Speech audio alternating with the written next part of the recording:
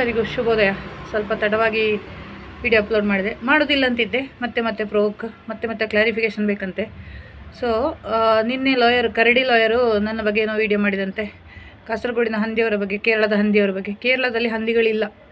ಹಂದಿಗಳೇನಾದಿದ್ದು ಈ ಕಡೆನೇ ಇರೋದು, ಕರ್ನಾಟಕದ ಕಡೆ ಮತ್ತು ಉತ್ತರ ಕರ್ನಾಟಕ ಕಡೆ. ನಮ್ಮ ಕಡೆ ಹಂದಿಗಳು ನಿಮಗೆ ಕಾಣಲಿಕ್ಕೆ ಸಿಗೋದು ಇದು. ಮತ್ತು ಯಾವ ಹಂದಿಗೆ ಹೇಳಿದ್ದಾರೆ ಅಂತ ಅವಳಿಗೆ ಗೊತ್ತಿಲ್ಲ. ಅವಳಿಗೆ ಆಂಟಿಯರು, ಕಾಸರಗೋಡಲ್ಲಿ ಆಂಟಿಯರು ತುಂಬ ಜನ ಇದ್ದಾರೆ.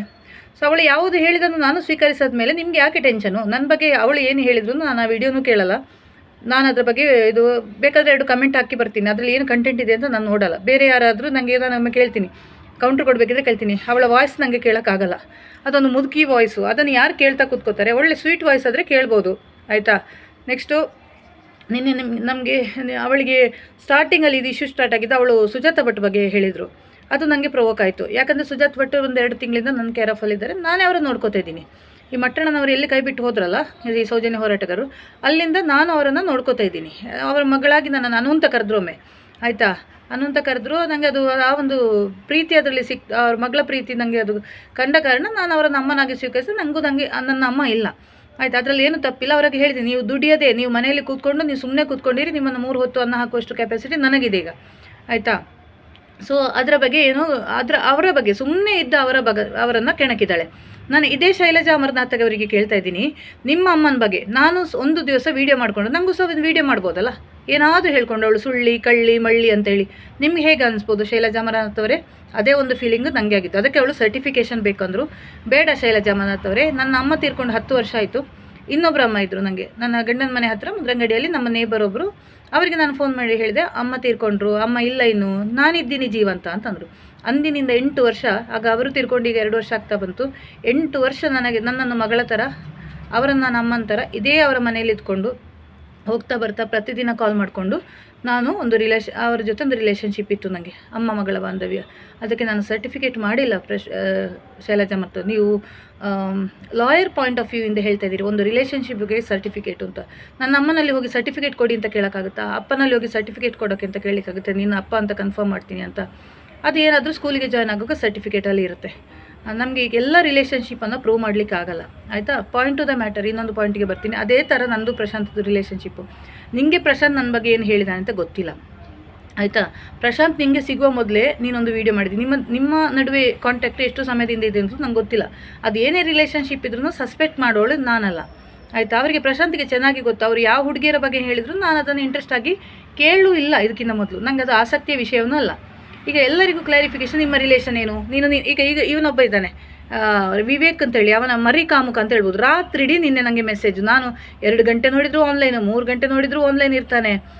ನಾನು ಮಿಡ್ಲಲ್ಲಿ ಒಮ್ಮೆ ಹೇಳುವಾಗ ಮೊಬೈಲ್ ನೋಡ್ತೀನಿ, ಯಾಕಂದ್ರೆ ನಿನ್ನೆ ಬೇಗ ಮಲ್ಕೊಂಡ ಕಾರಣ. ಆಗ ರಿಪ್ಲೈ ಕೊಡ್ತೇನೆ. ಜಸ್ಟ್ ನಾನು ಬ್ಯಾಡ್ ವರ್ಡ್ಸ್ ಹೇಳಿದೆ, bloody buster just shut up ಅಂತ ಕೇಳಿದೆ. ಅದಕ್ಕೂ ಸಹ ಆನ್ಸರ್ ಕೊಟ್ಟಿದ್ದಾನೆ 3 ಗಂಟೆ ರಾತ್ರಿಗೆ. ಸೊ ಇವನು ಸೌಜನ್ಯ ಹೋರಾಟಗಾರದ ಮರಿ ಕಾಮುಕ. ಇವನ ನಂಬರ್ ನಾನು ಕಮೆಂಟ್ ಬಾಕ್ಸಲ್ಲಿ ಹಾಕ್ತೀನಿ. ಇವನು ಬೆಂಗಳೂರಿನವನು. ಸೌಜನ್ಯ ನಂಗೆ ಸಪೋರ್ಟ್ ಮಾಡೋದು, ನನಗೆ ಸಪೋರ್ಟ್ ಇದ್ದ. ಮತ್ತು ಶೈಲಜಾ ಆಂಟಿದು ಅಳಿ ಅಂತೆ, ರಿಲೇಷನ್ ಅಂತೆ. ಸೊ ಅವಳಿಗೆ ಸಪೋರ್ಟ್ ಮಾಡಿಕೊಂಡು ನನ್ನ ಬಗ್ಗೆ ಹೇಳಿದ್ರು. ಇವನಿಗೆ ನನ್ನ ಫ್ಯಾಮಿಲಿ ಲೈಫ್ ಬಗ್ಗೆ ಗೊತ್ತಾಗಬೇಕು, ಪ್ರಶಾಂತ್ ನನಗೆ ರಿಲೇಷನ್ಶಿಪ್ ಬಗ್ಗೆ ಗೊತ್ತಾಗಬೇಕು, ನಾನು ಪ್ರಶಾಂತ್ ಹಿಂದೆ ಯಾಕೆ ಬಿದ್ದಿದ್ದೀನಿ ಅಂತ ಗೊತ್ತಾಗಬೇಕು. ಅವನಿಗೆ ಮಾತ್ರ ಅಲ್ಲ, ಇನ್ನೊಬ್ಬರಿಗೆ ಗೊತ್ತಾಗಬೇಕು. ಈ ಶೈಲಜಾ ಅಮರನಾಥ್ ಕೂಡ ಅದೇ ಹೇಳಿದ್ದು, ಒಮ್ಮೆ ಒಬ್ಬ ವ್ಯಕ್ತಿ ನೋ ಅಂದಮೇಲೆ ಅವನ ಹಿಂದೆ ಯಾಕೆ ಹೋಗ್ತೀಯಾ ಅಂತ. ನಾನು ಶೈಲಜನಿಗೆ ಹೇಳೋದದೇ, ಪ್ರಶಾಂತ್ ಅಲ್ಲ, ಇವನಿಗೆ ಈ ವಿವೇಕಿಗೆ ಹೇಳೋದದೇ, ಎಲ್ಲ ವೀಕ್ಷಕರಿಗೆ ಹೇಳೋದು ಒಂದೇ, ಆಯಿತಾ? ಆ ಮ್ಯಾಟ್ರ್ ಕ್ಲೋಸ್ ಆಗಿ ಫೆಬ್ರವರಿ 5ಕ್ಕೆ ಕ್ಲೋಸ್ ಆದ ಮ್ಯಾಟ್ರು. ಬ್ಲಾಕ್ ಮಾಡಿದ್ದು ನನ್ನ ಕೆಲವೊಂದು ವೈಯಕ್ತಿಕ ವಿಷಯಕ್ಕೆ, ಅನ್ಬ್ಲಾಕ್ ಮಾಡಬೇಡಿ ಅಂದಿದ್ದು ನಾನು ಪ್ರಶಾಂತ್ ಹೇಳಿದೆ, ಯಾವ ಕಾರಣಕ್ಕೂ ನನಗೆ ಮಾತಾಡುವ ಅಗತ್ಯ ಇಲ್ಲ ನಿಮ್ಮಲ್ಲಿ. ಯಾಕಂದರೆ ನನಗೆ ನಂಬಿಕೆ ಎಂಬುದು ಹೊರಟೋಯ್ತು. ಯಾವುದೇ ಒಂದು ರಿಲೇಷನ್ಶಿಪ್ಪಲ್ಲಿ ಒಂದು ನಂಬಿಕೆ ಅಂತ ಇರುತ್ತಲ್ಲ, ಅದು ಅಮ್ಮ ಮಗಂದಾಗಲಿ ಇರಲಿ, ಗಂಡ ಹೆಂಡತಿದಾಗಲಿ ಇರಲಿ, ಅಕ್ಕ ತಂಗಿಯದಾಗಲಿ, ಫ್ರೆಂಡ್ಸ್ ನಡೆ, ನಮ್ಮ ಜಸ್ಟ್ ಒಂದು ಫ್ರೆಂಡ್ಶಿಪ್ ಅಲ್ಲ. ನಿಮ್ಮ ದೃಷ್ಟಿಕೋನದಿಂದ ನೀವು ನೋಡಿಯಪ್ಪ ರಿಲೇಷನ್ಶಿಪ್ಪನ್ನು, ನನಗೇನು ಸರಿ ಮಾಡಲಿಕ್ಕೆ ಆಗಲ್ಲ ನಿಮ್ಮ ದೃಷ್ಟಿಕೋನವನ್ನು. ಅದು ಕ್ಲೋಸ್ ಆದ ಮ್ಯಾಟ್ರು. ಅವರು ಹೇಳಿದ್ರು, ನಿಮಗೇನಾದರೂ ಮಾತಾಡಬೇಕಿದ್ರೆ ರವಿ ಆಚಾರ್ಯ ಅವರಲ್ಲಿ ಮಾತಾಡಿ, ಅವರು ನನಗೆ ಕಾಂಟ್ಯಾಕ್ಟ್ ಅಗತ್ಯ ಇಲ್ಲ ಪ್ರಶಾಂತ್, ಎಲ್ಲಾದರೂ ಸಿಗುವಾಗ ಮಾತಾಡೋಣ, ಆಯಿತಾ? ಅಷ್ಟೇ. ಮತ್ತು ಸ್ವಲ್ಪ ರಾಂಗ್ ಕ್ಲಾರಿಫಿಕೇಷನ್ ಅವ್ರು ಕೊಟ್ಟರು. ಅದಕ್ಕೆ ಕ್ಲಾರಿಫಿಕೇಷನ್ ಬೇಕು ಅಂತ ಅವರ ಹಠ ಹಿಡಿದೆ. ನಾನು ಅವರನ್ನೊಮ್ಮೆ ಕನೆಕ್ಟ್ ಮಾಡಬೇಕು ಅಂತ. ಅವರು ಅದಕ್ಕೆ ರೆಡಿ ಇಲ್ಲ. ಇರಲಿ ಬಿಡಿ, ನಾನು ಮಾತಾಡ್ತೀನಿ, ನಾನು ಮೀಟ್ ಆಗ್ತೀನಿ ಅವರನ್ನು. ಸೊ ನಾನು ಎಲ್ಲರಿಗೂ ಹೇಳ್ತಿರೋದು, ನನ್ನ ಮತ್ತು ಪ್ರಶಾಂತ್ ನಡುವೆ ನೀವು ಯಾರೂ ಬರಬೇಡಿ. ಅದನ್ನು ನೀನು ಸರಿ ಮಾಡಲಿಕ್ಕೆ ಏನಿಲ್ಲ ರಿಲೇಷನ್ಶಿಪ್. ನಾನೇ ಮಾತಾಡಿ ಅವತ್ತು ಮೀಟಿಂಗಲ್ಲಿ ಕ್ಲಾರಿಫಿಕೇಷನ್ ಮಾಡಿ ಅವರಲ್ಲಿ ಸರಿ ಮಾಡಿಸಿದ್ದು ನಾನೇ. ಇನ್ನೂ ಸಹ ನಾನೇ ಮಾತಾಡ್ತೀನಿ. ಅದಕ್ಕೆ ಅವರಿಗೆ ಟೈಮ್ ಬೇಕು, ಆಯಿತಾ, ನನಗೂ ಬೇಕು ಅವರಿಗೂ ಬೇಕು. ನಾನು ತುಂಬ ಸಿಟ್ಟಿನ ಇದರಲ್ಲಿ ಸಿಚುವೇಷನಲ್ಲಿದ್ದೀನಿ, ಅವರು ತುಂಬ ಏನೋ ಒಂದು ಗಿಲ್ಟ್ ಆರ್ ಫಿಯರ್ ಫೀಲಿಂಗಲ್ಲಿದ್ದಾರೆ. ಇಬ್ಬರದು ಆ ಒಂದು ಮೈಂಡ್ ಸೆಟ್ ಕ್ಲಿಯರ್ ಆಗಬೇಕು. ಆಮೇಲೆ ನಾನೇ ಮಾತಾಡ್ತೀನಿ ಅಲ್ಲ, ಅದನ್ನೆಲ್ಲ ಕ್ಲಾರಿಫಿಕೇಷನ್ ನಿಮಗೆ ಕೊಡೋ ಅಗತ್ಯ ಇಲ್ಲ. ನಾನು ರವಿ ಅವರಿಗೆ ಹೇಳ್ತಾ ಇರೋದು, ವಿವೇಕ್ಗೆ ಹೇಳ್ತಾ ಇರೋದು, ಇನ್ನು ಎಲ್ಲರ ವೀಕ್ಷಕರಿಗೂ ನಾನು ಹೇಳ್ತಾ ಇರೋದು, ಪದೇ ಪದೇ ಆ ರಿಲೇಷನ್ಶಿಪ್ಪನ್ನು ಏನೇನೋ ಮಾಡೋಕ್ಕೋಗಿ ನನಗೆ ಜಸ್ಟ್ ಕ್ಲೋಸ್ ಕಾಂಟ್ಯಾಕ್ಟ್ ಅಂತ ಇರೋದು 1.5 ತಿಂಗಳು ಅಷ್ಟೇ ಅವರು, ಆಯಿತಾ. ಅವರಿಗೆ ನಾನು 2 ವರ್ಷದಿಂದ ಪರಿಚಯ ಇದೆ. ಡೆಲ್ಲಿ ಮೀಟಾಗಿಂದ ನಮಗೆ ಪರಿಚಯ ಇದೆ. ನನ್ನ ಫ್ಯಾಮಿಲಿ ಫ್ರೆಂಡ್ ಕೂಡ ಹೌದು, ಫ್ಯಾಮಿಲಿಗೂ ಪರಿಚಯ ಇದೆ. ಅದನ್ನೆಲ್ಲ ನಾನು ನಿಮಗೆ ಎಕ್ಸ್ಪ್ಲೇನ್ ಮಾಡಬೇಕಾದ ಅಗತ್ಯ ಇಲ್ಲ. ಇವನಿಗೆ ಡೌಟ್, ನಾನು ನನ್ನ ಗಂಡನ ಜೊತೆ ಇಲ್ಲ, ಅದಕ್ಕೋಸ್ಕರ ನೀನು ಪ್ರಶಾಂತ್ ಹಿಂದೆ ಹೋಗಿತಿ, ಅದೆಲ್ಲ ನಿನಗೆ ಅಗತ್ಯ ಇಲ್ಲದ ವಿಷಯ, ಆಯಿತಾ. ವಿವೇಕ್, ನೀನು ಮದುವೆ ಆಗು, ನೀನು ಬೇಕಾದ್ರೆ ನಿನ್ನ ಹೆಂಡತಿಯನ್ನು ನೋಡ್ಕೋ ಬಿಡು, ನಮಗೇನಿಲ್ಲ. ನಾನು ಗಂಡನ ಜೊತೆಗೆ ಇಲ್ಲ, ನನ್ನ ವೈಯಕ್ತಿಕ ಲೈಫನ್ನು ನಾನು ಸೋಷಲ್ ಇದರಲ್ಲಿ ಹೇಳೋದಿಲ್ಲ. ಹೇಳುವವರಿಗೆ ಹೇಳಿದ್ದೀನಿ. ಪ್ರಶಾಂತಿಗೆ ಗೊತ್ತು, ಪ್ರಸನ್ನ ರವಿ ಅಕ್ಕನಿಗೂ ಗೊತ್ತದು, ನನ್ನ ಫ್ಯಾಮಿಲಿಗೆ ಗೊತ್ತು, ನನಗೆ ಗೊತ್ತು. ಮತ್ತು ಡಿ ಗ್ಯಾಂಗಲ್ಲಿ ನೋಡಿದ್ರೆ ಸರಸ್ವತಿ ಬಜಪೆ ಅವರಲ್ಲಿ ನಾನು ಹೇಳಿದ್ದೀನಿ. ಒಮ್ಮೆ ಮಾತಾಡುವಾಗ ಏನೋ ಮಾತುಕತೆ ಆಗುವಾಗ ಎಲ್ಲ ಅವರು ನಮ್ಮ ಊರಿನವರು. ನಾನು ಮುದ್ರಂಗಡಿ, ಗಂಡನವರು ನನ್ನದು ಮುದ್ರಂಗಡಿ, ಅವ್ರದ್ದು ಏರ್ಮಾಳು. ಸೊ ನಮಗೆ ನಮ್ಮ ನಡುವೆ ಒಂದು ದೊಡ್ಡ ಕಾನ್ವರ್ಸೇಷನ್ ಕೂಡ ಆಗಿದೆ. ಸೊ ಅಲ್ಲಿ ನಾನು ಬೇಕಾದರೆ ಡಿ ಗ್ಯಾಂಗ್ನವ್ರು ಯಾರಿಗೆ ಬೇಕಾದರೆ ಸರಸ್ವತಿ ಬಜಪೆ ಅವರಲ್ಲಿ ಕೇಳ್ಬೋದು, ಆಯಿತಾ. ಇಲ್ಲಿ ಇನ್ನು ಉಳಿದಿಗೆಲ್ಲ ನನ್ನ ಫ್ಯಾಮಿಲಿ ಬಗ್ಗೆ ನನಗೆ ಹೇಳ್ಕೊಂಡು ಹೋಗೋ ಅಗತ್ಯನೂ ಇಲ್ಲ. ಅದರ ಅಗತ್ಯ ನೀವು ಗೊತ್ತಾಗಿ ಮಾಡಿದ್ದು ಸಾಕು. ಡಿ ಗ್ಯಾಂಗ್ ಬಿ ಗ್ಯಾಂಗ್ ಎಲ್ಲ ಮಾಡಿದ್ದು ಸಾಕು. ನಾನು ಒಂದೇ ಹೇಳ್ತೀನಿ, ಇವರು ಈ ವಿವೇಕ್, ಈ ತಂಡ ಇದೆ ಅಲ್ಲ, ಮಹೇಶ್ ಶೆಟ್ಟಿ ತಿಮ್ಮರೋಡಿ ತಂಡ, ಇವರು ಸೌಜನ್ಯ ಹೋರಾಟಗಾರರಲ್ಲ, ಇವರು ಕಾಮುಕರು ಅಂತ ಹೇಳ್ತೀನಿ ನಾನು. ಮೊದಲು ನಾನು ಡಿ ಗ್ಯಾಂಗನ್ನು ಹೇಳ್ತಿದ್ದೆ ಕಾಮುಕರು ಅಂತ. ಇವರು ಸೌಜನ್ಯ ಹೋರಾಟಗಾರರಲ್ಲ, ಇವರು ಕಾಮುಕ ದೃಷ್ಟಿ ಇರುವ ಯುವಕರು ಅಂತ ಹೇಳ್ತೀನಿ. ಎಲ್ಲರಿಗೂ ಹೇಳ್ತಾ ಇದ್ದೀನಿ, A to Z, ತಿಮ್ರೋಡಿಯಿಂದ ಹಿಡಿದು ಇಡೀ ಟೀಮಿಗೆ ಹೇಳ್ತಾ ಇದ್ದೀನಿ. ಯಾಕಂದರೆ ಒಬ್ಬನ ನಿಮ್ಮ ನೋಡುವ ಇನ್ನೊಂದು ಗಂಡು ಹೆಣ್ಣನ್ನು ನೋಡುವ ಒಂದು ಮನಸ್ಥಿತಿ ಸ್ಥಿತಿ ಇದೆಯಲ್ಲ, ಅದನ್ನು ಬದಲಾಯಿಸ್ಕೊಳ್ಳಿ ನೀವು. ನಾನು ಈ ಹಿಂದೆ ವಿಡಿಯೋದಲ್ಲಿ ಹೇಳ್ತೀನಿ, ಜನರ ರಿಲೇಷನ್ಶಿಪ್ಪನ್ನು, ದೃಷ್ಟಿಕೋನವನ್ನು ಮನಸ್ಥಿತಿಯನ್ನು ಬದಲಾಯಿಸ್ಕೊಳ್ಳಿ. ನಾನು ವೈಯಕ್ತಿಕವಾಗಿ ಹೇಳ್ತೀನಿ, ಒಂದು ಗಂಡು ಹೆಣ್ಣು ಒಂದು ರೂಮಲ್ಲಿ ಒಂದು ದಿವಸ ಇದ್ರೂ ನಾನು ಅವರ ಬಗ್ಗೆ ಸಂಶಯ ವ್ಯಕ್ತಪಡಿಸಲ್ಲ. ನನಗೆ ಅದರ ಅಗತ್ಯ ಇಲ್ಲ. ಎಲ್ಲಿವರೆಗೆ ಅದು ನನಗೆ ತೊಂದರೆ ಆಗುತ್ತೆ ಆ ರಿಲೇಷನ್ಶಿಪ್, ಆವಾಗ ಮಾತ್ರ ನಾನು ರಿಯಾಕ್ಟ್ ಮಾಡ್ತೀನಿ. That is none of my business, ಆಯಿತಾ. ಮತ್ತು ನನ್ನ ಫ್ಯಾಮಿಲಿ ವಿಷಯ, ನಾನು ನನ್ನ ಗಂಡನ ವಿಷಯ, ಇದು ನನ್ನ ವೈಯಕ್ತಿಕ ಜೀವನ. ಅದನ್ನು ನನಗೆ ಬಿಟ್ಟುಕೊಡಿ. ಇದು ಇನ್ನೊಬ್ಬರಿಗೆ ಹೇಳೋ ಅಗತ್ಯ ಇಲ್ಲ ನನಗೆ, ಆಯಿತಾ. ನಾನು ಫಸ್ಟಿಗೆ ನನ್ನ ಫೇಸ್ಬುಕ್ ಹೋರಾಟಕ್ಕೆ, ಸೌಜನ್ಯ ಹೋರಾಟಕ್ಕೆ ಬಂದಾಗ ಫಸ್ಟ್ ನಾನು ಡಿಲೀಟ್ ಮಾಡಿದೆ ನಮ್ಮ ಫ್ಯಾಮಿಲಿ ಫೋಟೋ, ನನ್ನ ಮತ್ತು ನನ್ನ ಗಂಡನ ಜೊತೆಗಿರುವ ಫೋಟೋಸ್. ಯಾಕಂದರೆ ನನ್ನಿಂದ ಆ ಫ್ಯಾಮಿಲಿಗೆ ತೊಂದರೆ ಆಗಬಾರ್ದು. ತುಂಬ ತುಂಬ ತುಂಬ ಕಷ್ಟಪಟ್ಟಿದ್ದಾರೆ ನನಗೋಸ್ಕರ ಅವರು, ಆಯಿತಾ.